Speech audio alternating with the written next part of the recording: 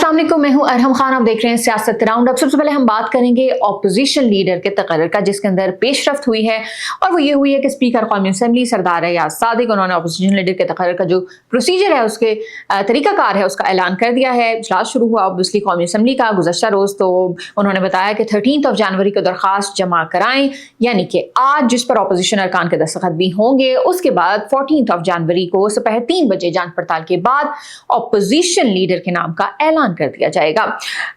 अब इसके ऊपर जो अपोजिशन के चीफ वेब हैं आमिर डोगर, उन्होंने कहा कि भाई हम तो पहले ही महमूद खान अचकज़ई का नाम भिजवा चुके हैं। तो स्पीकर कौमी असम्बली ने कहा कि भाई मामला अदालत में था, इसलिए कुछ तातुल का शिकार हुआ, लेट हुआ, तो आप ऐसा करें कि दोबारा जमा करा दें ताकि प्रोसेस आगे बढ़ सके। इसके बाद इत्तलात यही है कि स्पीकर कौमी असम्बली सरदार याद सादिक से पाकिस्तान तहरीक इंसाफ के कुछ जो लोग हैं उनकी मुलाकात हुई है और उसके बाद जो है ना यही तय पाया कि ये जो अब मामला है ना ये फाइनली अब सेटल हो जाएगा। तो देखते हैं कि आगे आने वाले दिनों में ना 14 जनवरी तक क्या होता है, यानी जुमेरात तक का हमें थोड़ा सा इंतजार करना पड़ेगा।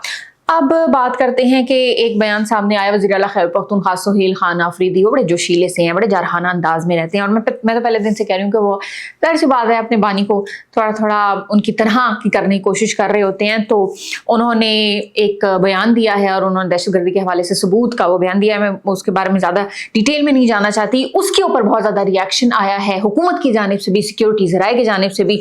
पहले हुकूमत की थोड़ी सी बात कर लेते हैं कि वज़ीर मुमलिकत बराए दाखिला तलाल चौधरी, उन्होंने प्रेस कॉन्फ्रेंस की, खास तौर पर उसके ऊपर उन्होंने कहा है कि जो वज़ीर आला खैबर पख्तूनख्वा सोहेल खान आफरीदी, उनको तनकीद का भी निशाना बनाया है और उन्होंने कहा कि भाई आप कई 3 सूबों में लगभग आप गए हैं और आपने किसी शहीद का घर आपको नज़र नहीं आया और आप जानबूझकर जो है ना सूबे में सेफ सिटी कैमरे नहीं लगाते, फॉरेंसिक लैब नहीं बनाते। और उन्होंने कहा कि भाई चाहे कोई चीफ मिनिस्टर हो या कोई और ओहदा हो, लेकिन मुबहिम जो बयानबाजी है वो हरगिज़ कबूल नहीं है। उन्होंने कहा कि भाई अगर आपको इतनी हमदर्दी है अफगानिस्तान के साथ तो आप उधर चले जाएं या फिर हम आपको उधर छोड़ आते हैं।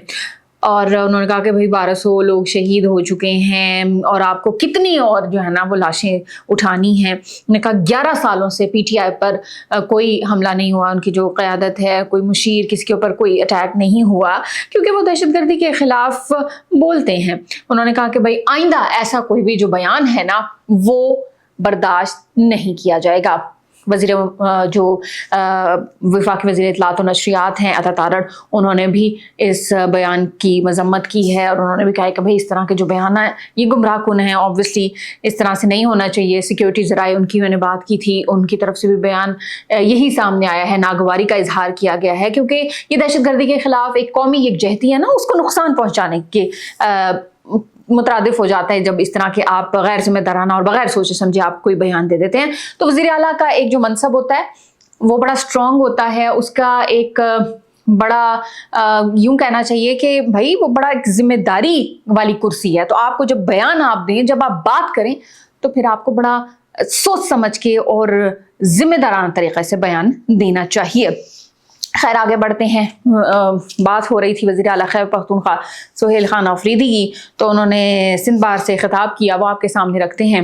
उन्होंने कहा कि भाई मैं अपने लीडर इमरान खान से मिलना चाहता हूँ, लेकिन किसी ने नहीं सुनी और जब दीवार से लगाया जाता है तो फिर एहतजाज का ऑप्शन ही बचता है। और उन्होंने कहा कि सिंध में वो जो तकरीब से ख़िताब कर रहे थे तो उन्होंने कहा कि इमरान खान हकीकी आज़ादी की जो जंग है वो लड़ रहे हैं और चीफ जस्टिस भी मुलाकात के लिए तैयार नहीं हैं और लेटर भी उनको लिखा था तो उसका भी कोई जवाब नहीं आया। उन्होंने कहा एहतजाजी सियासत में हम तब जाते हैं जब कोई रास्ता हमारे पास नहीं बचता।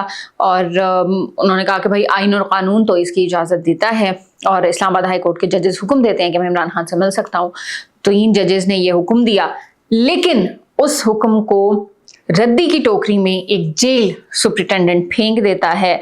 और उन्होंने कहा कि सिंध हुकूमत ने मेहमानों के साथ जो किया है वो बिल्कुल अच्छा नहीं है और अजरक टोपी की बिल्कुल जो है ना वो इज़्ज़त व तकरीम नहीं की गई। ये हमने देखा था कि जब वो वहाँ पर पहुँचे थे तो सईद गनी वहाँ पर गए और उन्होंने उनको अजरक भी पहनाई और सिंधी जो टोपी है कल्चरल उनका जो है ना वेलकम भी किया गया। और उसके बाद लेकिन पीटीआई जो है ना وہ شکوہ کر رہی ہے کہ سندھ حکومت نے جو ہے نا مہمان نوازی ٹھیک نہیں کی، اچھا نہیں کیا گیا ہمارے ساتھ۔ اب چیئرمین پاکستان تحریک انصاف بیرسٹر گوہر کی بات کرتے ہیں، وہ بھی کچھ اسی طرح کی باتیں کر رہے ہیں، اور انہوں نے کہا ہے کہ پاکستان میں کسی نے اگر سیاست کرنی ہے تو عوام کی آواز تو سننا ہوگی، اور انہوں نے حکومت کو تنقید کا نشانہ بنایا۔ انہوں نے کہا کہ یہ حکومت سپر مین اور سپر سپیڈ سے ونڈر بوائے پر آ گئی ہے اور بہت جلد یہ ہوم الون پر چلی جائے گی۔ ہوم الون ایک مووی وہ تو بہت سارے لوگوں نے دیکھی ہوگی، میڈیا سے انہوں نے گفتگو کی تھی، انہوں نے کہا کہ بھئی سال نیا ہے لیکن پاکستان کے جو مسائل ہیں وہی پرانے ہیں، اور انہوں نے کہا کہ جو وزیر اعلیٰ خیبر پختونخوا کا دورہ کراچی تھا وہ بڑا اچھا رہا ہے، لیکن افسوس ہوا کہ سندھ حکومت نے آخری دن جو رویہ اختیار کیا وہ جمہوری سوچ کا عکاس نہیں تھا، اور انہوں نے ساتھ یہ بھی کہا ہے کہ ہم نے دہشت گردی کی ہمیشہ مذمت کی ہے۔ اب ایک افسوسناک واقعہ جو پیش آئے، انفیکٹ 2 واقعات پیش آئے، اس کا ذکر کرتے ہیں۔ ٹانک اور لکی مروت میں اور پولیس پر IED بم حملوں میں بختربند تباہ ہوئی، جبکہ SHO سمیت 6 اہلکار اور 1 راہگیر شہید ہو گیا، اور دوسرے واقعے میں 3 پولیس اہلکار زخمی ہوئے۔ ڈیٹیلز تھوڑی سی آپ کے ساتھ شیئر کرتے ہیں کہ خیبر پختونخوا میں ٹانک علاقہ گومل میں پولیس کی جو بختربند گاڑی تھا اس پر بم حملہ کیا گیا اور گاڑی مکمل طور پر تباہ ہو گئی، اور جس طرح سے میں نے بتایا کہ وہاں پر SHO سمیت 6 اہلکار اور 1 راہگیر جو ہے نا وہ جان کی بازی ہار گئے۔ اور دوسرا جو واقعہ تھا وہ لکی مروت میں تھانہ صدر کی حدود دراتنگ میں پیش آیا، اور وہاں پر IED بم کا دھماکہ ہوا اور تھانہ صدر کے جو SHO سمیت ہیں وہ 3 پولیس اہلکار زخمی ہو گئے۔ دہشت گردی کی یہ جو حالیہ لہر ہے اس کے اندر ہمارے جو سیکیورٹی فورسز جس طرح سے لڑ رہے ہیں وہ قابل ستائش ہے، اور اپنی جانوں کا نذرانہ بھی پیش کر رہے ہیں، اور اوبویسلی دہشت گردی کا ناسور جب تک جڑ سے اکھاڑ کر نہیں پھینک دیا جائے گا تب تک ہمارے جو سیکیورٹی فورسز کے ادارے ہیں وہ سکون سے نہیں بیٹھیں گے۔ آج منگل ہے، عمران خان سے ملاقات کا دن ہے، فہرست جو ہے وہ جا چکی ہے۔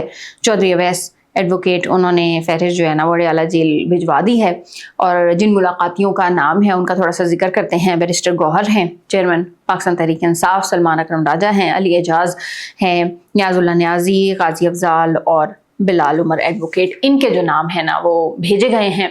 اب دیکھتے ہیں کہ عمران خان سے ملاقات ہو پاتی ہے ان کی یا نہیں، کیونکہ پہلے تو بڑے عرصے سے ملاقات نہیں ہو رہی، اور کہا بھی گیا ہے کہ بھائی ملاقات تو نہیں ہوگی، لیکن پھر بھی دیکھنا پڑے گا کیونکہ مذاکرات کی باتیں بھی چل رہی ہیں اور بھی بہت ساری جو ہے نا باتیں چل رہی ہیں، تو کیا پتا کوئی ملاقات ہو ہی جائے۔ ویسے کافی دن ہو گئے جو فیصل وابڈا ہیں سینیٹر، ان کا کوئی بیان سامنے نہیں آیا۔ چلیں خیر ویٹ کرتے ہیں، کوئی چیز ان کی طرف سے سامنے آئی تو وہ بھی آپ کے سامنے رکھیں گے۔